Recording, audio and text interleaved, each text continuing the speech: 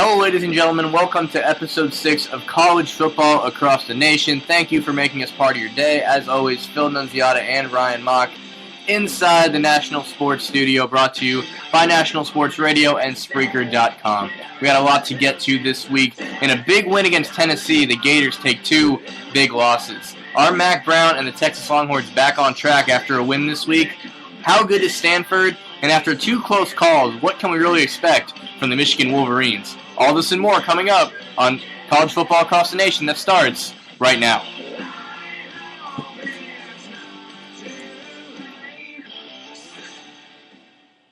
Hello, ladies and gentlemen. Thank you for tuning in to College Football Across the Nation, Episode 6. Phil Nunziata, Ryan Mock with you in the studio. Got a lot to get to, and of course the big thing on the block was the big loss to the Gators coming after a win against a conference rival. Starting quarterback Jeff Driscoll out for the season. Ryan, how big of a blow is this to the Gators? Actually, Phil, this might surprise you.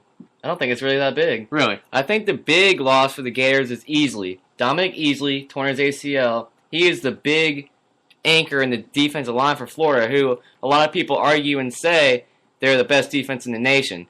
Florida, if you look at them offensively, they're not really explosive. They put a lot of their weight on their defense to create turnovers, give them short fields. They like to run the ball, wear their defense out. I don't think it really matters who was under center for Florida. You saw Murphy, once he come in the game, he actually ran the ball. That might play in the Florida favor moving forward because they like to control the tempo, control the ball, more of a ground and pound type team. I think the big loss for the Gators is easily Driscoll. Yeah, he's a great quarterback in a lot of people's views. I have questions about him. He's been turning the ball over. I think they'll be okay, but we'll have to see what they do when they go, how this Tyler Murphy kid is in a big SEC venue. That's where we're going to have to see what he's like. But for right now, I don't think it's that big of a loss. We'll see how he does moving forward, but Easley is the man that I'm looking at as a loss for the Gators right now. Well, it's a good point because you think of Jeff Driscoll, and what he really did was command an offense that had a lot of question marks around it. Tyler Murphy, the junior for the Gators out of Connecticut, 6'2", 210 pounds, went 8 of 14, 134 yards, and a touchdown in the win over Tennessee, and he's going to be the guy from here on out. And, you know, what do you expect to see from him going forward here for the Gators? Look to me, what I saw, I saw him on Saturday. He looks like he throws a pretty good ball. He seemed poised especially for his first time on the field. Tennessee is not what they used to be. It's still a rivalry game for Florida. It's still a big-time game in the swamp. A lot of emotions. When he came in the game, they were down 7-0 because on the play that Driscoll got hurt, broke his leg, he threw a pick six. So he was trailing. He didn't make any major mistakes. He controlled the game. He let his defense win it for him, basically. Florida forced 6 turnovers. A lot of them Tennessee gave to him. But he didn't make any big mistakes. Now, when they go on the road to Baton Rouge and play LSU, he's going to have to do a little bit more offensively as well as the whole team for Florida. But for this circumstance, he did what he needed to do to beat a Tennessee team that's rebuilding. I think he'll be okay. But Easley's a big loss if you really want to get down to it for this game for me. Yeah, you know, it's crazy that in 1 week you lose, you know, big-time names on both sides of the ball. You know, that's not something that typically happens very often. But, you know, the Gators are really just starting to get into their conference schedule. You know, I don't know where you had them before this happened, but win difference-wise, what do you see this as a difference maker as far as their total at the end of the year? Well, I have them losing a few games. I don't see them beating Georgia and Jacksonville. Mm-hmm. I don't see them beating LSU. I didn't know about Florida State at the end of the season. I'm starting to lean Florida State more, all these losses, but that's a game up in the air. That's 3 losses there. You already have 1 right now. That's 4. You might add another upset on there. Maybe they lose 5. That's not acceptable for Florida, but their schedule is very tough. We'll have to see what it means for the Gators moving forward. He looked okay when he came in, but I think I still need to see a lot more to make a decision about how good this kid can be and what he's really all about. Yeah, we go from one team here to the Gators that are really trying to get back on track with all these injuries and, of course, coming off the loss from Miami. Coming up, you know, all the injuries aside, they played a fairly good game against Tennessee. You know, it is a conference game. It's those games you want to go win. But we transfer now to a team who's coming off 2 big losses and is trying to right the ship to maybe help their coach out and just really salvage the season. I'm talking about the Texas Longhorns coming off a 31-21 win, snapping a 6-game losing streak to Kansas State this past week. And you look at this game, it was a 10-point win. Those who lost the game know it was actually a lot closer than 10 points. Yeah, Texas played tough in this game. They played inspired football, the most inspired football I've seen, especially on the defensive side of the ball, in a long time. It looked like they came out with a point to prove. It looked like they supported Mac Brown. It was a big atmosphere. You got to give it to the Texas faithful. No matter how tough it is, they're still showing up to the games. Mm-hmm. It's a big win for them trying to move forward. I think if they lost this game, Mac Brown wouldn't be the coach of Texas right now. Honestly, it's that bad in Austin. He still has a lot to prove. They go to Iowa State next week. That's another game that Texas needs to win. Iowa State's not an easy place to go to. It's a Big 12 game. We'll see a lot more of what they're about. How their seniors, there's a lot of leadership on this team, how they can rally together and go on the road now. They did it at home. Have to see what they do next week, but it's a big first step for maybe salvaging the season for the Longhorns. And this definitely was a big game. Obviously, starting quarterback David Ash returning to actions, a guy they've really missed offensively. He steps in, goes 166 yards and a touchdown. Not eye-popping numbers, because the eye-popping numbers for this game was the running back for Texas, Jonathan Gray, 141 yards on the ground and 2 touchdowns. Really the boost they needed to snap that 6-game losing streak against the Wildcats. Yeah, the Longhorns got to run the ball, especially with their defense struggling so much. Take some pressure off of them. They don't want to be on the field as much. Ash, he's a good quarterback, but I don't think he's a guy that you can say, okay, it's on your shoulders, go throw for 300, 400 yards. I don't think he's that type of guy. I think you need to run the ball. And Mac Brown's best teams, if you think back through the years, they've had a good running game. Mm-hmm. I mean, you can go back all the way to Ricky Williams, go to Cedric Benson. When Vince Young was running the ball and throwing the ball, he had a good running game.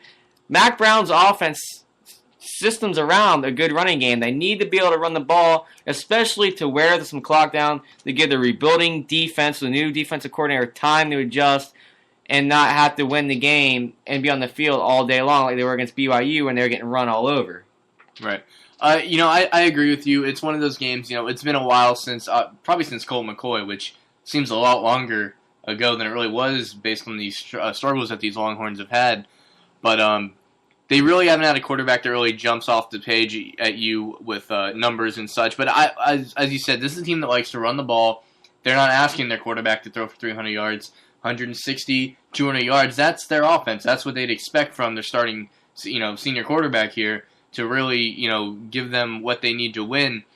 And, they right the ship now. They're 2-2. Do you see them salvaging this season now? I mean, as you said, they play Iowa State next. The big one will be Oklahoma, which is a big game for that. Do you think that's a make or break for Mac Brown? Yeah, because they've gotten killed by Oklahoma the last 2 seasons. I mean, Bob Stoops and company has really just laid them out.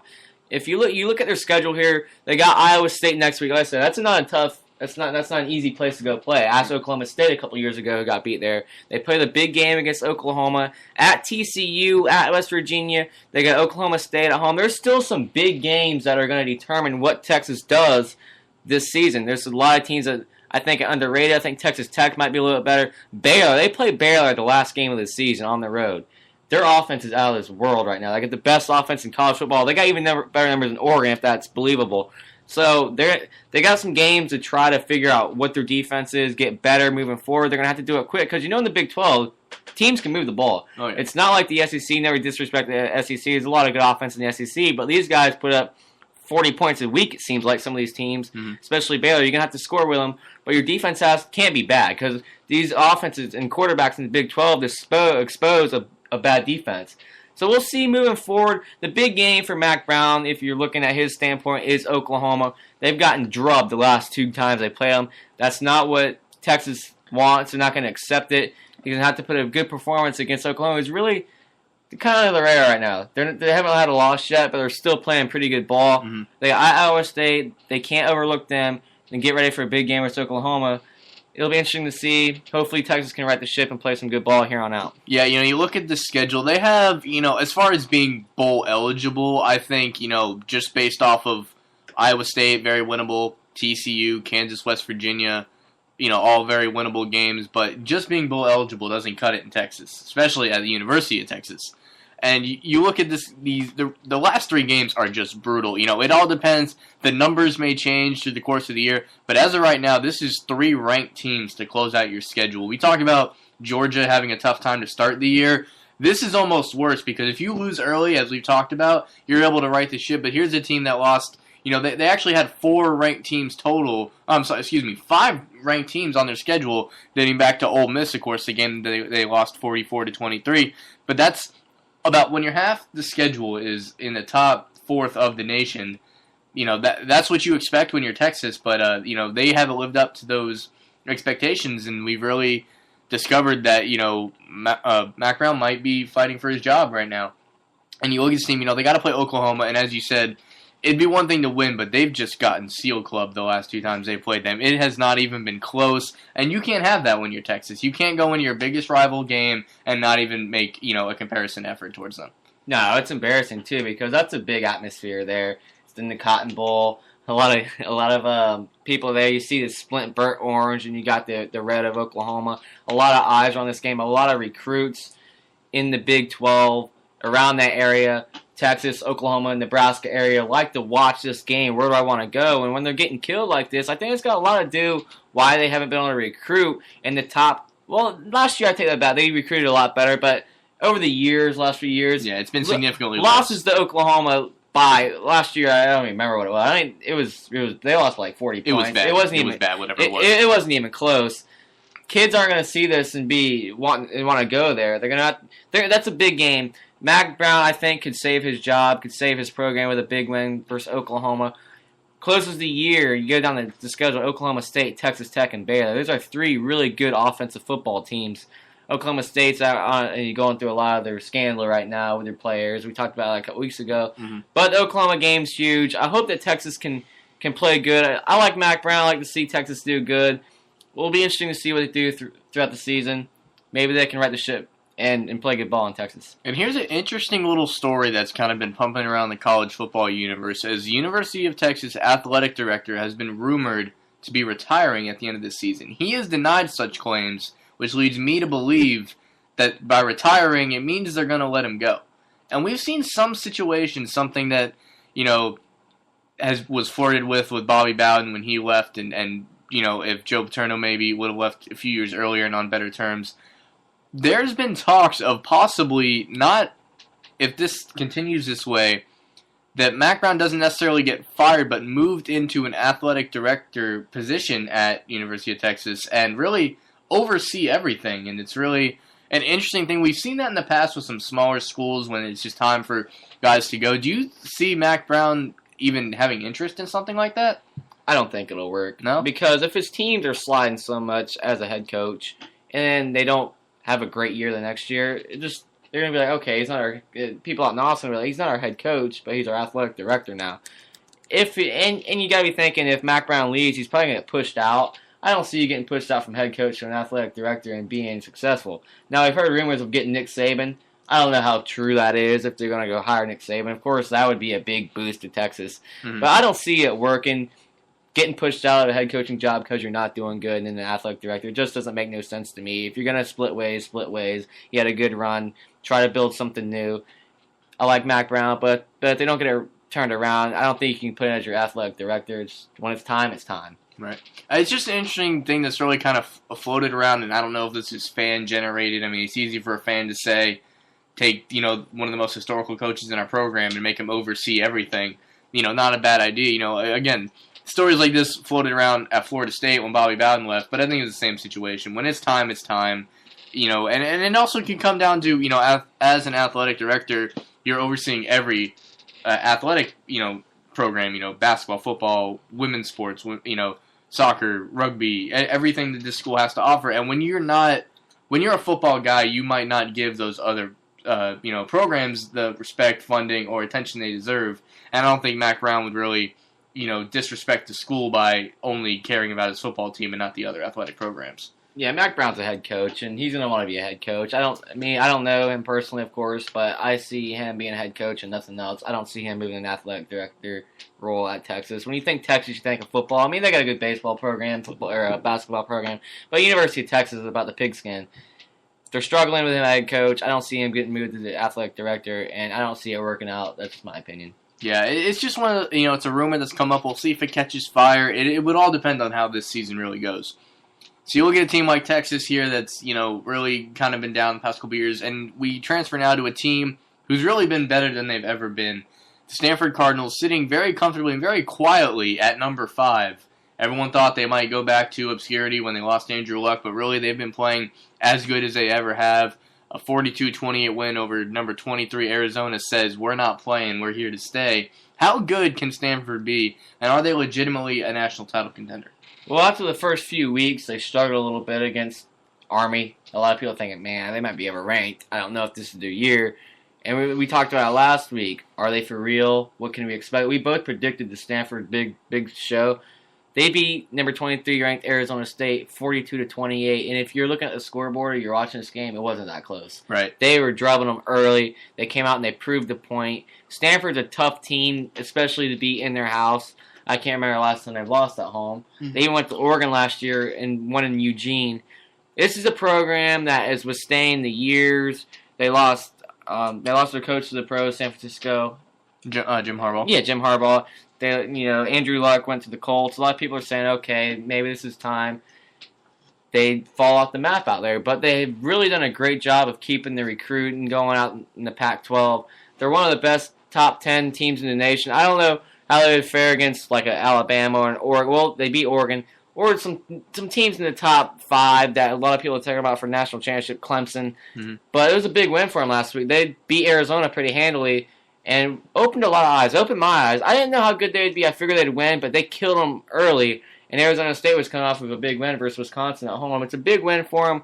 They got a tough game at Washington State. They beat USC, Washington State, early in the year. We'll see how they move forward. But I don't see them getting challenged until maybe they play UCLA in about 4 weeks. That'll be a big game. That UCLA team is gaining momentum. We talk about them as well on this show. Yeah, I mean, you look at this schedule, and if they are able to keep this ball rolling, their schedule definitely helps them in the regard of being a national title contender because they have several ranked teams left. They play UCLA. Of course, they play Oregon, and the big one that really could help decide things, it also depends on how good they are at the time, but they wrap up the year with Notre Dame, and don't be surprised if that really points to, deciding a lot of fate in the BCS universe. Yeah, that, and you got the Pac-12 championship game out there, too. Right. So, it's interesting to see. They got a tough schedule. They got Washington State this week. They're not ranked, but they're a pretty good program. And you got Washington in 2 weeks. At Utah, big win in Provo over BYU last week. They got some games, too. They're going to be like, okay, Stanford, if they happen to run the table at the end of the year, like if Stanford's undefeated, look at their schedule, you see some good teams. Arizona State ranked. You got at Washington State. You got Washington. You got at Utah. None of these are easy games. UCLA. At Oregon State, tough place. So you got USC that nobody's even talking about because they're unranked right now, but that's in USC. Right. That's there's a lot of tough games on this schedule. They got to beat Notre Dame at the end of the year, and then they got a Pac-12 championship. This is a tough schedule. The Pac-12 is a good conference. If Stanford runs the table, they got to be in the national championship with this type of schedule. Mm. It's the teams are there, the body of work is there. We'll have to see what they do down the road, but it was a big win for them last week when they put it on Arizona State pretty handily at home. Absolutely, and when you look at the schedule, Oregon is obviously going to jump out at you. They're number 2. They pretty much own the number 2 slot for the past 3 years. I think they've been ranked number 2 longer than anybody recently. So you look at that game, and then you talk about the conference championship. Most people are going to assume that they would have a rematch in the championship because we've seen it many years. Stanford's gotten the better of them several times. Oregon has gotten better of them. If it really comes down to it, which team, because that might end up being, who gets the date in the national championship, what team, comparing the two, would have the upper hand this year if they play, on November 7th and if they have to play in the conference championship? It's hard for me to tell. Probably just because of the firepower of Oregon, I would have to say the Oregon Ducks. Oregon's got that explosive offense. Stanford, they like to control the ball. We'll see what they can do on offense moving forward. But I would have to say Oregon just because of the firepower they have. Until somebody slows them down, which Stanford did last year and they beat them, but they got to prove it to me again. It's hard for me to see anybody stopping Oregon consistently. Maybe in Alabama, maybe in LSU.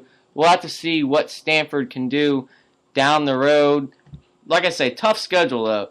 You look at UCLA coming up in a couple weeks, and a week after that, you got to go at Oregon State, and then next week, Oregon, and then you got at USC. That USC game could be a big game moving forward because you look at the Trojans, they've been down, but you can't just, USC, we're going to walk in there and win. They got a long way to go before we could see this possible rematch in the Pac-12 championship. Yeah, and I mean, it is easy to say, look at Oregon, look at that offense, who can stop them. Well, Stanford's done it on a somewhat consistent basis over the past couple of years, so it really could be a toss-up, by the end of that. But Stanford, as you said, Pac-12 is really having a great account of itself, of being, we've talked about it as the ACC, as the Pac-12, who's the, second-place conference, and there's really been a lot of debate about that, and Pac-12 is really punching their ticket and making themselves known.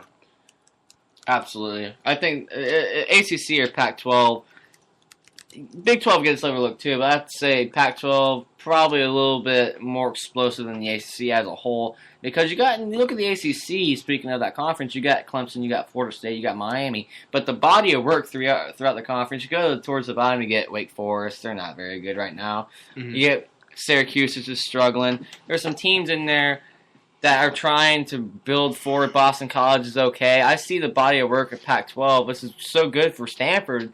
They can run the table in that conference. They're going to be in the national championship, even over a one-loss SEC team if they run the table. Yeah, you look at a team like Stanford that is undefeated and is on fire, and we switch now to a team who is undefeated but could not have more question marks here. Of course, I'm talking about the Michigan Wolverines. Here's a team 4-0, started out good, beat Notre Dame by 11 points in Week 2, but since then, I don't know that it's been the same team. A 4-point win against Akron of Ohio, for those who didn't know where Akron was, and a 3-point win against Connecticut, a team that is yet to get a win this season. 7-point win total for these two lower-level teams. We've both talked about how we think Michigan could be the most talented team in the Big Ten, and they haven't really shown it lately. They are undefeated. They did survive. They have a couple of bigger games towards the end of the year, Northwestern, Ohio State, some of the middle-of-the-pack teams, Minnesota, Penn State. We'll get to that a little bit later. But Michigan, they survived it, but how concerned are you about these close wins against these lesser teams? I can't lie to you, Phil. I'm starting to get a little concerned because if you remember, at the beginning of the year, I was kind of understating Ohio State. I didn't think they were that. I thought they were a good team, but I didn't think they were as good as people were making them out to be. Mm-hmm. Ohio State's taking care of their business the last couple of weeks. Yeah, they played FAMU last week. And you look at Michigan, and I don't know what's going on with Devin Gardner. I thought he was, at the beginning of the year, especially in that Notre Dame game, he played flawless other than that one mistake he made in the end zone. But the last few weeks, he just hasn't been there. He's been turning the ball over. He hasn't been. It's just like his passing game's been off. They haven't been in sync. Their offense hasn't been that good lately. I personally still think Michigan is a good football team, but they can't keep doing this. We see this with Michigan. They can put a great game together, win a good game, and then the next few weeks they just fall off. I don't know what it is about them. I don't know the answer for it. I don't know. Just something in them right now. They have to shake, or else one of these games, they're going to get beat. You got Minnesota this week. They're 4-0. They're a quiet 4-0, but they come in there thinking, oh, Minnesota, yeah, they're 4-0, but we're Michigan at home. They could get beat. They need to start putting good wins together, especially in the Big Ten right now. People don't view them as the strongest conference. You're going to have to run the table in the Big Ten to make the national championship if Michigan is that good of a team, which I believe they could be. They grew up a little bit throughout the year. But you can't beat Akron by 4. You can look at this team, and you can look at a team through the Pac-12 that's beating people good, and then you're barely winning by 3 or 4 points. They need to start beating teams more soundly. They need to start growing up. I think they're a good football team, but they have to prove to me once again that they're a consistent football team. Yeah, I mean, Devin Gardner, as you said, he's kind of had a so-so performance this year. 7 touchdowns, 8 interceptions. And, as long as you win, you win. But the weird thing about college football is that's not always the case. You do have to win with some form of style points. And, of course, with Michigan right now, ranked number 18, at some point, if they beat these lesser teams by such a small margin, it will affect their rankings because there's teams that are beating tougher teams by more points. Talk about, Ohio State beating FAMU or Baylor winning 70-7. That's going to come back and affect these rankings if they continue to win by such a small margin. But Michigan, they got a couple of weeks to turn it around. Minnesota, obviously, they cannot overlook Penn State, Indiana, Michigan State. Of course, always going to be a big game when you are Michigan. The end of the year gets pretty tough for them. But do you see them? I don't see them running the table or anything of that nature.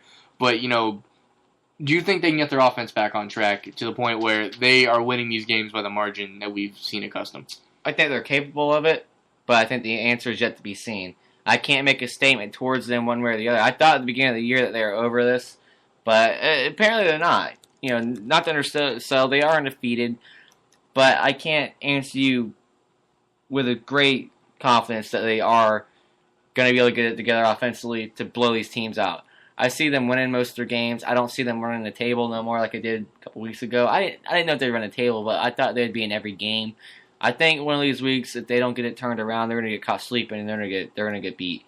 I can't answer you with a confident yes that they're going to get turned around on offense to be consistent throughout the season.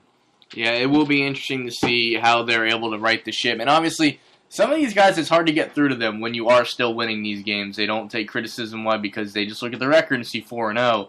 So it'll be interesting to see if mentally they can get to the point that we're Michigan and we need to play better, even though we're winning. Just winning isn't always enough in the big house.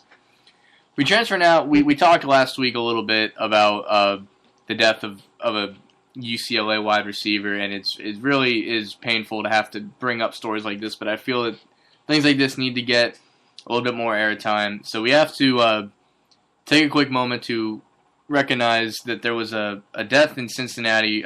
Freshman offensive lineman Ben Fick was killed in an auto accident earlier in the week. Cincinnati on a bye this week, so it'll be very interesting to see how they handle all these things. He was in the car with freshman wide receivers Mark Barr and Javon Harrison, both of which were in the hospital in stable condition, and if I am not mistaken, now have been released at this point. But the loss of a teammate is always tough. When this has definitely got to shake the program, considering one man dead, two severely injured, all of which being on the football team. How do teams really, and this is a bye week, which isn't always a good thing to really absorb all that shock. A team like UCLA had to go out and play. It ended up being probably the biggest win of their season, which, at some point you have to, let things get back to normal. But after something like this happens, how do you really go on that track of trying to get things back to normal? Well, playing sports, and especially the game of football, it brings you together as a family. I personally wish they didn't have a bye week this week, just so they could get on the field and try for 60 minutes to clear their mind of this tragedy. It's never a good situation, obviously, when you lose a teammate. Tragedy, young kids, shouldn't happen. We talk about it way too much, especially in the college game. I don't know exactly how it happened, what they're at their party, and I don't know the story behind it. But it's just sad to me. I'm kind of tired of always having to talk about all this tragedy in sports. It's supposed to be fun time, best time of your life playing college ball, and this keeps happening. I wish it was a way to wrap my brain around it, what they could do. I mean, it's just life. It's stuff, tragedy happens in life. But if you're Cincinnati looking at that program, I wish they didn't have a bye week, because football players want to play football. That's what they love to do, and it's probably what they love to do more than anything at the college level if you're playing this major football here. And if, bye week, they're just gonna think about it more and more. It's gonna hurt. When they get back on the field, it's always a question, well, is this going to tear them apart? Are they going to be or will they rally them together? It's yet to be seen, but it's just a tragedy. Hopefully we don't have to talk about this for the rest of the season, because it's just very sad to talk about. Yeah, I agree. Hopefully this is the last one. Head coach Tommy Tuberville was, of course, asked about how his team is doing, giving only a small quote to ESPN.com saying, "I can't put into words how tragic this is. As a father and a coach, I hope it's something you never have to go through." And I think we can all agree. Something like this, it's really hard. When you think football, it's from a fan standpoint, it's escapism. You sit down for 3 hours on the couch every weekend, and you really kind of forget about everything else for a little bit. It's really one of those things that people give their lives to this game sometimes more realistically than just physically. And it's a situation. It'll be interesting to see Cincinnati having to have a bye week. Not necessarily the good thing. They pick it up again next week against South Florida.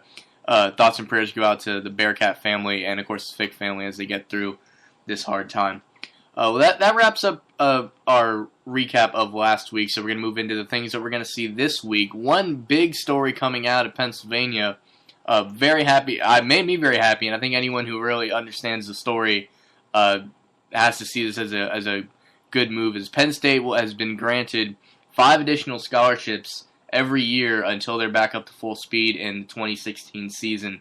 Some people don't fully understand, when teams get, get these sanctions, how big scholarship hits really are. You know, you look at, we can't play in a bowl game. Kids aren't want to come here. Well, if you don't have those scholarships, those kids physically can't come here. So it's a big thing for Penn State. Bill O'Brien had to be overjoyed. This is the best thing that could have happened aside from everything being wiped away. How big is this for Penn State? It's very huge. And I have to say about the program, you have to take your hats off to them to what they've done so far. They've had last year they hung tough, and so far this year they're hanging tough. They had one tough loss to Central Florida early in the year, but they're 3-1. They're playing tough. They come out every week and hit you in the mouth. You know when you play Penn State right now that you're going to get a tough battle. And then you get this news. You move into this news. This is very, very good for Penn State. I think it's the right thing for the NCAA to do. Mm-hmm. The sanctions were ridiculous. I mean, you had one sicko. I mean, you all know the story. But I don't think that you should punish these kids coming up that love Penn State football, that want to go play Penn State football. In Pennsylvania, Penn State football is very big. I mean, it's one of it's a national powerhouse. They belong at the top of the college football nation. Hopefully, this will help them. It will help them. Now, how far they'll go with it, you have to be a good football team. But the coaching staff of Penn State, great job. The players, great job. You have to tip their hats off to it. And this is what they deserve. And hopefully, they can rally around this, get some momentum going. I think they will. It's a big day for Penn State. They needed some great news, and they definitely got it. Yeah, you look at this situation, and it's definitely something that's going to help. And they've done, words cannot describe the tremendous work that they've done with everything they've had to go through. If they did not have that great coaching staff and that great family, Christian Hackenberg, formerly the #1 quarterback in the nation, his graduating class, would not be playing for Penn State. If they did not have this program where this kid won't even get a chance to compete for a bowl game or a championship till his senior year. They're 2 years into their 4-year ban. I personally would like to see. I think this is a big thing for more than one because you talk about all these sanctions, and not only are you punishing the kids that are currently there, but you're punishing the future, the kids that haven't even decided if they want to go there yet. So you look at this and you really say, anybody has to that really knows the story knows that these sanctions were ridiculous. If you think they got what they deserve, you don't need to be arguing. You need to be coloring in a coloring book somewhere because you obviously don't understand what was given to these kids and the unjustifiable reason for it. So you look at this, Penn State, I would not be surprised if when they're off all these restrictions, if they are a much better team than anybody. A lot of people kind of left them for dead. They thought they'd, sink to the bottom of the Big Ten and probably never come back up. But they're towards the top. They're I'd say on the lower half of the top teams, which they're a tough team. They're a very tough team. They play hard every week. And this is really one of those teams, they go for it on fourth down a lot, not because they don't trust their kicker, but they have nothing to lose. And I don't think there's anything more dangerous, if you're Ohio State, if you're Michigan, if you're Wisconsin, even a team like Nebraska who's trying to make headway in the Big Ten. There's nothing more dangerous than playing a tough team that has nothing to lose. Yeah, Penn State can definitely cause some problems for some teams this year. They're a good football team. A lot of people talk about what they go through, how they're doing a good job. They're overall just a very good football team. You have to take them seriously. They're not what they were a few years ago, competing for national championships. Obviously, we all know why. But just wait till they're going to keep this together. They're going to stay a strong program, stay together, and wait till they get these recruits back. Wait till these sanctions start to die off like they should. Mm-hmm. This is going to be a storm out in Penn State, and I don't think anybody in the Big Ten is going to want to have to face them, especially in their house. Can you imagine that atmosphere when they play a big game at home again? How pumped up this fan base is going to be? It's going to be crazy in Beaver Stadium. Great day for Penn State, and I would not be shocked to see them upset a team or two and maybe like an Ohio State and kill their chances for a national championship. They're a good team. I pull for them. I have a lot of respect for them. It's a great day for Penn State, and it's very good to see. They deserve this. Hopefully they keep moving forward. I think they will. It's awesome to see for Penn State. Yeah, nothing's more dangerous than a tough team with nothing to lose, and they face the Indiana Hoosiers Saturday game at Indiana. Check that one out and see if they can improve to 4-1 here on the season. We move to another big game. We have number 14 Oklahoma and at number 22 Notre Dame, and we talked a little bit about Oklahoma as we were talking about Texas. But here's a team that at 14 is a little quiet. People don't talk about Oklahoma the way they used to just because of so many other teams. So you look at Notre Dame and you look at their schedule. Other than that loss to Michigan, they've done fairly well. They had a close one against Michigan State last week. But this big game, who do you give the edge to? It is in Notre Dame, but is that enough to give them the edge? It's hard to say. Oklahoma lost to them at home last year. But maybe this could be what Oklahoma needs. Every year, it seems like they're in the top 5 in the nation, top 10 in the nation. A lot of people talk about them as Heisman Trophy candidates all over the field. They always usually have a great quarterback, Bob Stoops' team, and it seems like they always lay an egg somehow or another. Mm-hmm. Maybe them being ranked 14th and not being talked about enough, maybe it kind of took them off a little bit. Maybe they'll play. I wouldn't call this an upset. I think they'll probably be favored to win. They're ranked 40th. They're ranked 14th. Their name's 22nd. Rankings don't always mean anything. It's hard to win in South Bend. But I look for Oklahoma to probably win this game just because I think they're a better football team than what people are giving them credit for. And maybe being kind of around 14th, not at the top of the nation where everybody's talking about, might be good for this team. Might open up some eyes. We'll have to see what they do. They got some tough games down the stretch, but right now they're a pretty good football team. I think they'll beat Notre Dame. Notre Dame's going to win in ugly games. I question how good they are. I look for Oklahoma to get a big win this Saturday. Yeah, you hear that old story, if you have 2 quarterbacks, you have no quarterbacks. Oklahoma is really doing their best with a 2-quarterback system, Blake Bell and Trevor Knight, both being fairly productive, this season. I think, Blake Bell obviously is now the starter, and rightfully so.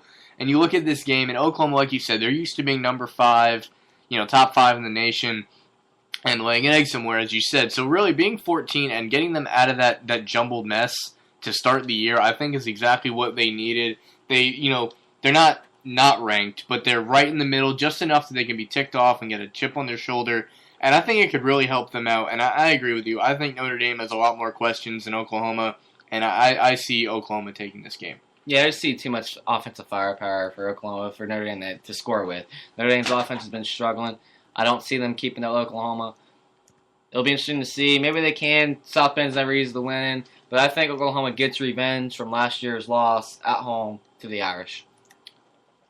Another big game we have this year as Georgia's hellacious schedule continues as they are at home facing the number 6 LSU Tigers in a big SEC matchup. Where do you have the Bulldogs here in this? LSU, of course, coming off a big win against Auburn. Georgia, number 9. LSU, number 6. What do you have in this game? This is a tough game here. LSU, they came out last week. A lot of people thought maybe Auburn could pose a challenge for them. Not really. Auburn hung tough. They took care of them. LSU looks like one of the best teams in the nation. A lot of people are starting to talk about Zach Mettenberger. He's probably the most improved quarterback in the nation. Right. LSU is completely flipped. Beginning of the year, we talked about, they always rely on their defense. I don't know if they can do it. And this kid's just putting up numbers. Georgia's hellacious schedule. Goodness gracious, they played Clemson, South Carolina. They had a week. They had like you could say a bye week against North Texas last week. That usually goes to a bowl game. And I got LSU. It is in Athens. Georgia's tough at home. I think that'll keep them in the game a little bit longer if it was in Baton Rouge. But I just see LSU being a little bit too much for Georgia. I don't know if their defense at Georgia will be able to stop them. You look at Georgia's defense. They've given up 38, 30, and 21 this year. They're not the typical Georgia defense. At home will help them. But I see Zach Mettenberger had another big day, and I see LSU keeps it rolling this week. Maybe I'm wrong, but I see LSU with a big win. Yeah, you talk about that North Texas game, a team that, by the ending score, it looked fine. But this was a game that was 21-28 at halftime. North Texas hung with them, and I think a good portion of that was being so drained after playing Clemson and South Carolina. And then, of course, now you play LSU. Win or lose, I think they're going to be thrilled to, see the faces of Tennessee, Missouri, and Vanderbilt in the next 3 games. If they win this game this week, look out. Because we all know how SEC teams with one loss are. Tennessee, they should handle. Tennessee still got a lot of rebuilding to do. I think they proved that giving Florida the game last week. Exactly. They got Missouri. Missouri's okay, but they should be able to beat them at home. At Vanderbilt, Vanderbilt's a tough team, but I think they'll beat them. They get Florida, that's in Jacksonville. I think they're a better team than Florida, I'd say. And now Florida with these injuries, they got question marks. Appalachian State, they should beat. At Auburn will be a tough game, but I think they're better than Auburn. They got Kentucky and Georgia, and at Georgia Tech. None of these games, if they win this game versus LSU, they could be on a path to Atlanta to probably face, a lot of people say, Alabama. If they beat them, we all know what a one-loss SEC game, one-loss SEC team is. If they beat LSU this week and they get LSU on their resume, They get Florida on their resume, South Carolina, and they have to win the SEC title game. This is a huge game for Georgia. The problem is, I just think LSU is a little bit too much. We'll see. I like Aaron Murray. Maybe they can pull it out, but I see Zach Mettenberger and LSU keep the train rolling this week. Yeah, you look at this, and I agree, though. If you win this game, obviously, they kind of, the next big game, of course, is Florida, neutral site, Jacksonville, Florida. It's always been a big game there. They get about a good 3 weeks to just stare them down and prepare for them on top of the teams they're playing, of course. And I think they're going to love that, considering, the way the schedule started, you can't make it much harder. It's just going to seem so easy. Not easy, I guess, but it's just going to be a lot. Even Saturday, but you know what I'm saying. But it'll really. I think if they get through this beginning of the schedule and they're 3-1, that really speaks volumes about Georgia. And I see what you're saying. LSU could be too much, but at this point, if I'm Georgia, I'm saying, what else could you possibly throw at me that I haven't seen from Clemson and South Carolina to open my season? It's a good point. LSU is a great football team. Georgia's a great football team. Like two giants in the SEC going the bell. I can't wait to watch it. Be a great atmosphere. Maybe Georgia can pull it off. LSU is very tough. We'll have to see Saturday, but once again, it's a huge game for the Bulldogs. And Mark Richt, what a great job he's done. Nobody's talking about it that much. But they seem to always lose the one big game at the beginning of the year, but he's running the ship so far. We'll see what he can do this Saturday against the Tigers. And, of course, Georgia and LSU both trying to make headways in the SEC. Of course, the king of SEC recently has been Alabama Crimson Tide, and they will face the number 21 ranked Ole Miss Rebels in this game. A team that's kind of become a microwave dynasty of sorts, with Ole Miss, jumping from obscurity to being ranked. Do you see Ole Miss really holding a torch to Bama at all in this game? If they play the whole freshman class, maybe. but anyway, in all seriousness, they can get about. I watched Alabama play a lot last week against Colorado State. They didn't impress me that much. But then again, you think that way they play Virginia Tech to open up the year, and they didn't impress me much. And they played the way they did against A&M. They didn't play good against Colorado State. Well, they'll probably play good against Ole Miss. It's just the way they seem to be. Whenever somebody thinks that Alabama can be challenged legitimately, they seem to put a really good game together. I don't think this is a dominant Alabama team as the past few years, because before it didn't matter with them. Mm-hmm. They were just beating the crap out of everybody. Couldn't hardly get a first down on them. Big game. Ole Miss will probably hang in there, but just Alabama at home will probably be too much. I'd like to see Ole Miss play them tough. If they play the whole freshman class, they might be able to. But I see Alabama taking care of business. And then you look at Alabama's schedule. If they get past this game, there's not really another losable game, in my opinion, until they play LSU and they get them at home. So this is a huge game for Alabama moving forward. Yeah, you talk about Bama might not be quite as good as they were in the years past, but you look at the schedule, they don't really need to be. I mean, Georgia State, Tennessee, Chattanooga, are you kidding me? These are the teams that the number one team in the nation gets to play. I think there should be some sort of ruling against how many, Florida was the biggest violator of this. They abused their ability to schedule Division II teams the past couple of years. They've gotten a little bit better with it now, but I mean, teams like this, they should only be able to have so many of these teams on the schedule. I understand they pay these schools, but who wants to watch Georgia State and Alabama? Like, who I don't know who gets in charge of these things. But back to the game in hand here. Ole Miss obviously better than they have been in several years, but I don't know that they'll. I see it a Virginia Tech type game, maybe a little bit closer. I'd say maybe a 20-38 type score. If they can get some special teams involved. But, Alabama, I think they're going to win this game. And like you said, they don't have another test till they play LSU later in the year. It's really, honestly, a weak schedule. Virginia Tech they went to triple overtime at home against Marshall. You get A&M, which is a great test on the road.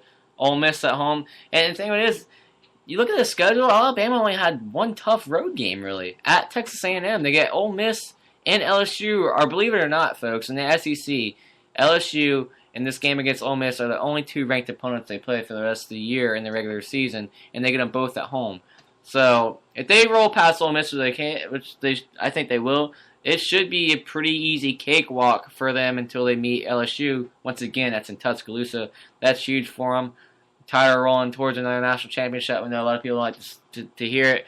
I say if they had the schedule of last year, maybe a couple years ago, I don't think they would, but by default, maybe. I mean, I'm not trying to disrespect them, but it seems that way to me with this schedule. They'll probably get past Ole Miss, and they'll be number one in the nation for probably the whole year, unless LSU can do something about it. Yeah, it's really a situation here. You know, as I said, they're not as good as years past, but they might not really need to be. You know, at the same time, this is a team that doesn't want to get, lullabied to sleep by their easy schedule and they get punched in the mouth in their conference championship game. That is something I could definitely see happening. You know who I think they'll probably play in the SEC West? Who's that? Or the SEC West versus SEC East? Probably Georgia. Georgia's going to be like, are you kidding me? This schedule? I mean, they're going to be battle-tested and battle-ready. This is ridiculous. Yeah, they will be battle-tested and battle-ready if they get to that game. And that'll be the different. It'll almost be like a tortoise in the hare situation where Alabama has just kind of cruise control at 30 miles an hour down the road where Georgia has to go 80 miles an hour just to keep from getting rear-ended. You know, it's going to be a situation like that. It'll be interesting to see. That's a lot of speculation down the road for these games. The last big game we have going into this year is a Big Ten matchup. It's been a while since we've gotten a big-time Big Ten matchup. Number 23, Wisconsin against number 4, Ohio State, with Braxton Miller back in the fold. How do you see this one playing out? All right, Ohio State fans. I know you guys probably don't like me from how I've been all over you guys for the beginning of the year. You guys had a good win at California 2 weeks ago. You did what they needed to do against the Division II opponent, FAMU, Florida A&M, last week. These are the two games I've been looking at and wondering, is Ohio State going to be for real? You get number 23, Wisconsin, at home this weekend, and then they have to go at Northwestern, which is a pretty tough team. If the Ohio State can get past these two games, not just skate by them, but look good doing it, okay, they might turn my head, might change my mind. I still have questions about their defense. Yes, they didn't give up a point last week, but it's FAMU. FAMU's a Division II school. I don't really take nothing out of that. This is the two games I'm going to have to see, and it'll go a big way in the a long way in the BCS moving forward if they can take care of Wisconsin and Northwestern. I don't know. I think they'll probably win these two games, but I don't know if they'll be close or they'll be on that. I just have to see them handle these teams, and this is for me, my personal opinion, down the road against like an Oregon or a really good team or Clemson if they can beat one of them. They'll probably win this weekend. We'll have to see. And then you have your speculation at quarterback. We talked about last week. Braxton Miller is going to be coming back this week. If he don't look good, that's going to cause a lot of people to turn their heads and maybe get on Urban Meyer a little bit. Speaking of Urban Meyer, he has actually listed Kenny Gluten and Braxton Miller as co-starters. So it'll be interesting to see, even if Braxton Miller's playing fine, if they throw in some wrinkles and we see a two-quarterback system here, that might really throw Wisconsin for a loop if they're able to pull something like that off. Yeah, and you've seen Urban Meyer do it at Florida after Tebow left. They had Brantley and they had Brissett. And neither of them worked. No, it didn't work. But I think these two quarterbacks are better than what he had there after Tebow. Oh, clearly. But it'll be an eye-opener if Braxton Miller don't play good. And if he starts out slow, we've seen Ohio State. They kind of were going through the motions a little bit early in the year with Braxton Miller. Since Glutton came in, it's been a different story. He seems to get his team more pumped up, more rally around it. If Braxton Miller struggles early, I think you might get the quick pull here, and Ohio State seems to be responding better to kind of Glutton, that quarterback. Yeah, I mean, you look at Urban Meyer, the way he was asked about Braxton Miller and him being healthy. In his interview, he was quoted as saying, yeah, he will probably start. So it's not even, I mentioned this earlier in the week, but I think it's a lot closer than people realize. Obviously, Braxton Miller has already done some good things.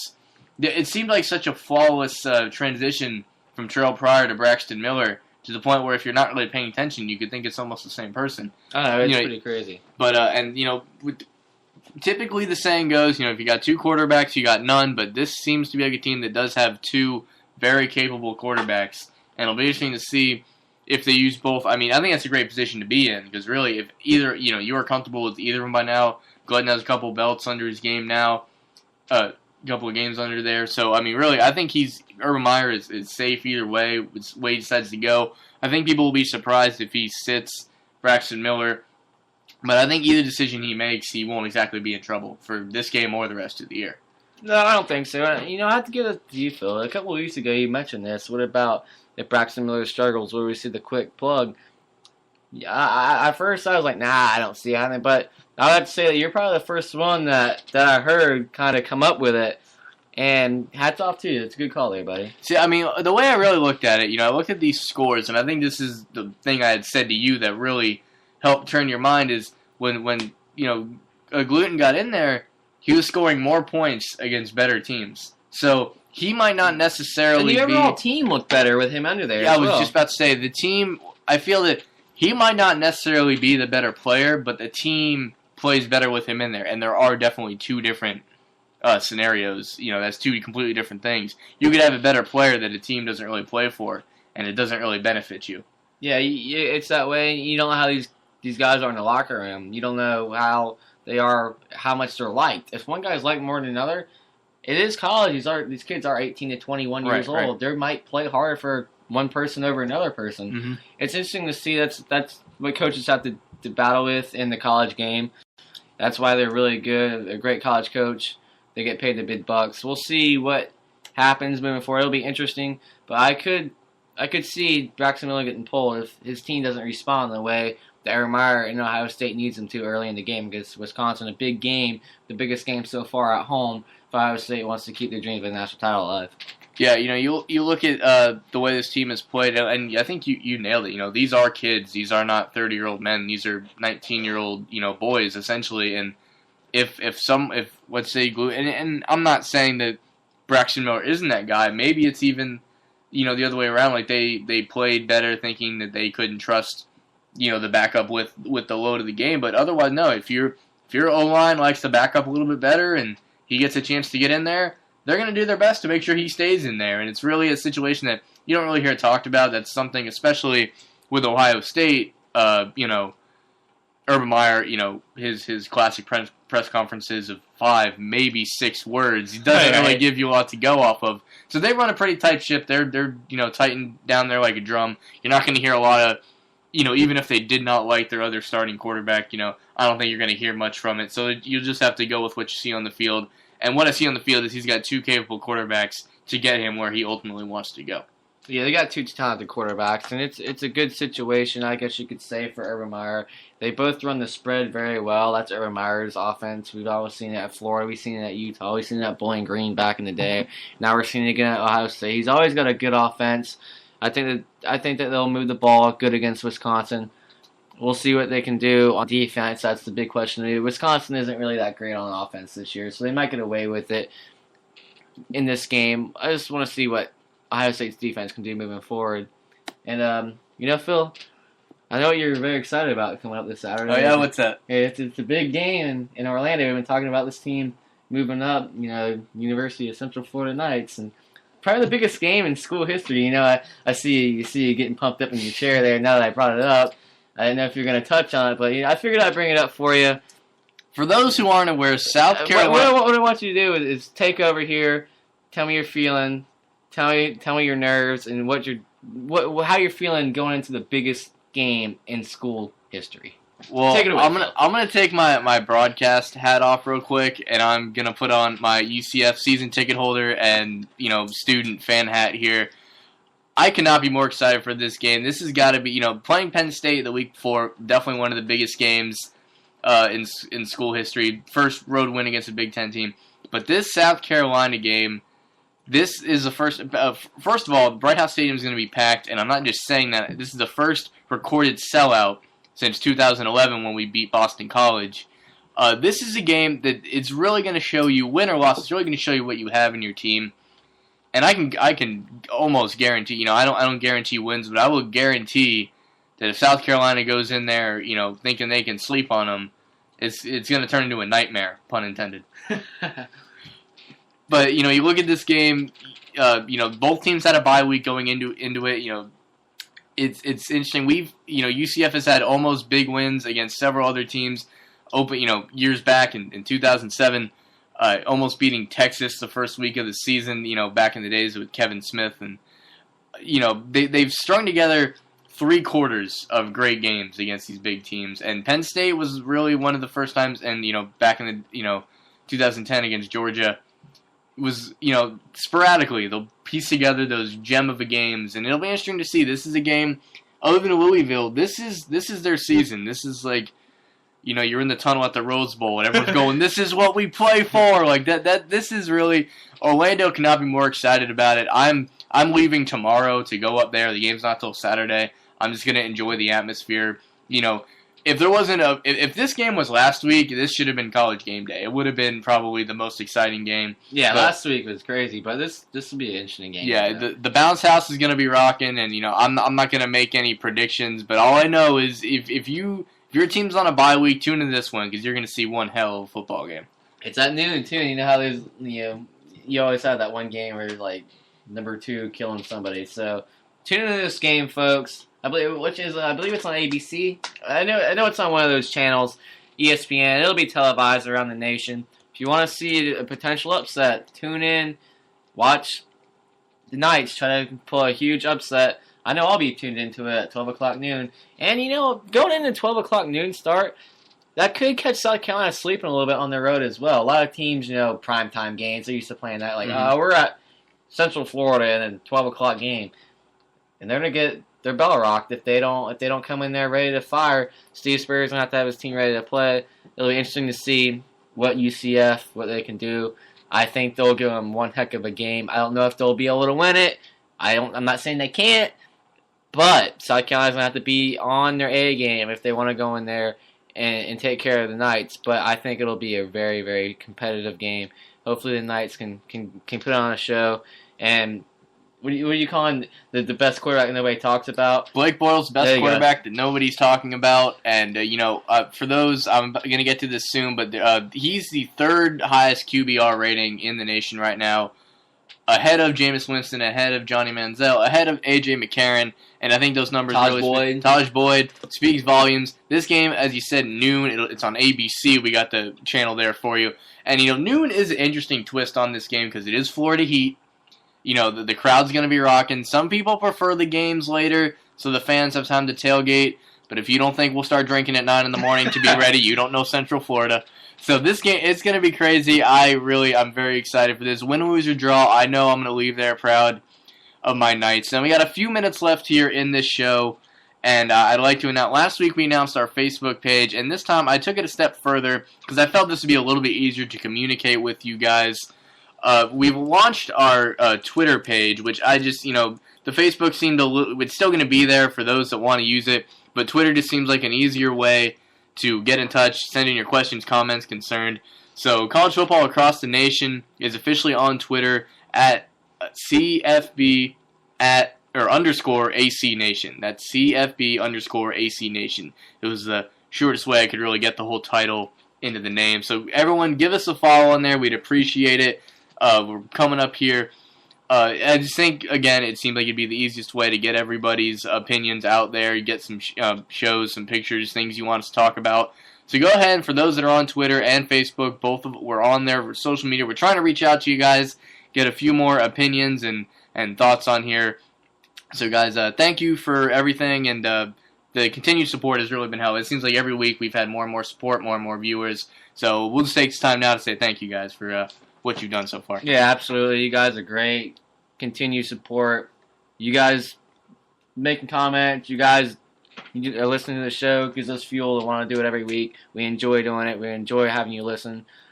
We're going to try to keep coming up with some great stuff for you as the year goes on. But so far, we'd like to say thank you for the support. And we got a lot more going on. We still got great games throughout the season that we'll be talking about each Thursday.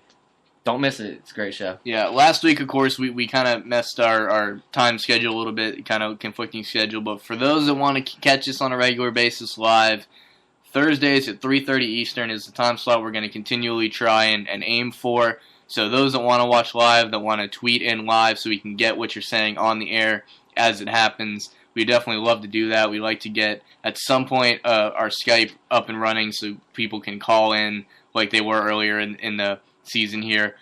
So we're going to try our best to get that going, to get your guys' opinions out there more and more. Because, of course, this is college football across the nation, and we want opinions from everybody, all different schools, all different walks of life. Because that's what makes college football great. Every team, every state has one or multiple teams to represent itself, and literally the entire nation is represented. And I think it's one of the things that makes college football so great. And that's all we have for you this week on College Football Across the Nation. Tune in next week, Thursday, 3:30 Eastern, for more college football talk. I'm Phil Nunziata with Ryan Mock. Thanks for listening.